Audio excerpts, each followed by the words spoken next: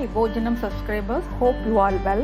Today I am going to show you one Kerala recipe which is called Kumbilappam. For this Kumbilappam, the main ingredient is jackfruit. She is the queen of this dish. We have to take the pulp of this jackfruit, and the other ingredients are jaggery, ghee, rice flour, grated coconut, jeera powder and little bit of cardamom powder.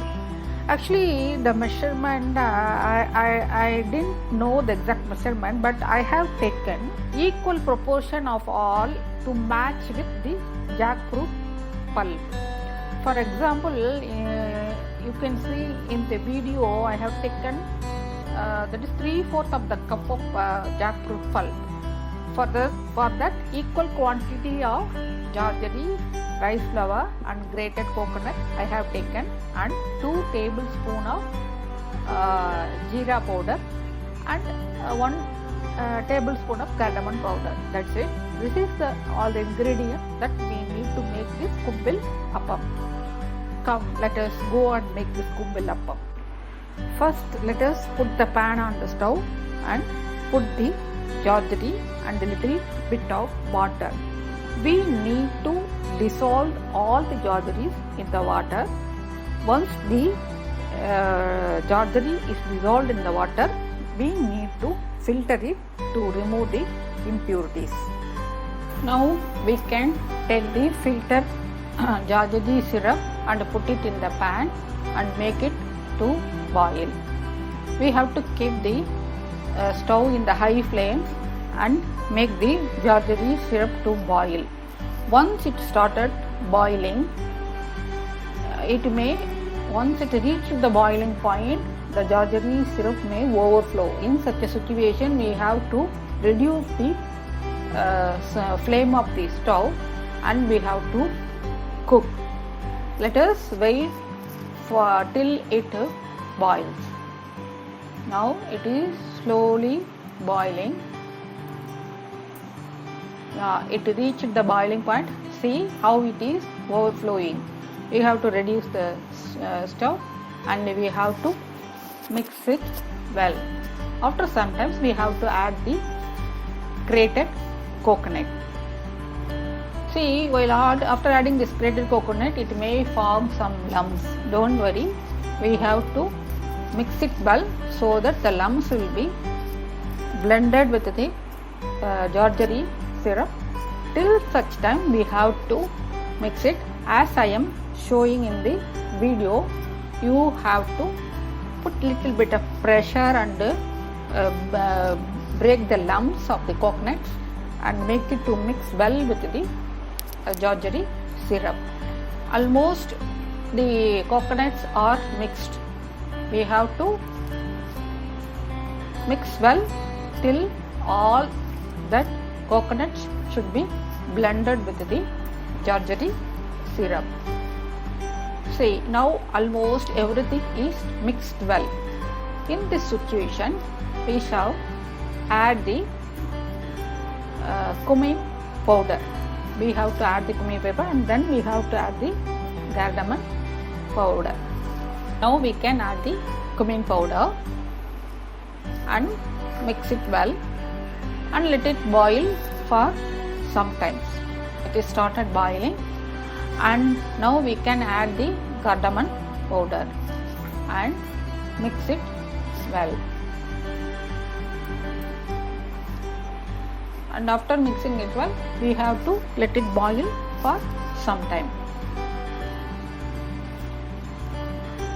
In this stage, we can add 3 to 4 tablespoons ghee. Now I am adding 3 tablespoons of ghee to the mixer and I am going to mix it well. Actually, this ghee is only for flavor. If you wish, you can add or at the lastly you can add. After it is mixed well, we have to add the queen of the recipe, that is jackfruit pulp. Now we can add the jackfruit pulp and we have to mix it well so that it should blend along with the jaggery mixture and all together should boil well. Till then we have to mix the mixer well to boil, and the mixture should come little bit thick. Till then we have to mix it well. Once it is boiled and it will become thick, little bit thick, then we have to start adding the rice flour. Let it boil for some time. It is now started boiling. Slowly we can add the rice flour. We have to reduce the flame and put all the rice flour and mix it well. Once we starting adding the rice flour, the mixture started becoming thick. It should come to the consistency of kodukkadai maavu. It should come as a dough. Suppose at this stage, if you feel that it is not to the consistency of the dough, we can add little more of rice flour here. Actually, I have taken 3/4 of the cup. Initially, I have showed you, 3/4 of the cup. I feel it is not enough. It is bit not to that consistency of a dough. So it may need some more rice flour to be added. Okay, let me see. Let me mix it well and see. It is bit loose. So in order to make it thick, I am going to add little bit of rice flour with this mixer. I am going to add 3 teaspoon of rice flour, and I am going to mix it well to get a smooth dough. See, now it is become thick. It is coming to the consistency of a dough. Because we have to stuff this into a mold, so it should be thick dough so that it will be easier for us to stuff in the mold. Now it is become thick and it has attained the consistency of a dough. Now finally we can add ghee to this mixer. 2 or 3 tablespoons. 3 tablespoons of ghee to the mixer and mix it well. I have added and I am going to mix it well. It is over, and next stage is we have to make it into a kumbilappams. Kumbilappam. Let it cool down. Before making the kumbilappam, I have taken this strainer and put the banana leaf inside. After making the kumbilappam, we have to place the kumbilappam on this banana leaf and we to cover it with the banana leaf, and then we have to steam it. Now I have taken one samosa mold that is shaped in triangle. Actually, I want to say something at this stage. Actually, in Kerala, they are making with green bay leaf. They fold it like a triangle shape and stuff the kumbilappam dough into that, and then they start steaming it. Since in Chennai it is locked down, I don't know where I will get the green bay leaf. So I was thinking how to make, because I don't want to change the shape of the kumbilappam. Actually, it is in the triangle shape. So fortunately, I have had this triangle shaped samosa mold. So I thought, let me use this, and I have taken that and greased inside this. Now I will show you how to make the kumbilappam in the mold. Now I have placed the dough in the mold and closed the cover, and the excess dough is peeping out. I am clearing that, and I need to open the mold cover, and we have to take it out. See how beautifully it has come. we have to take it out the kumbilappam. Suppose if you are not able to take it out, if you just tap it, it will fall down.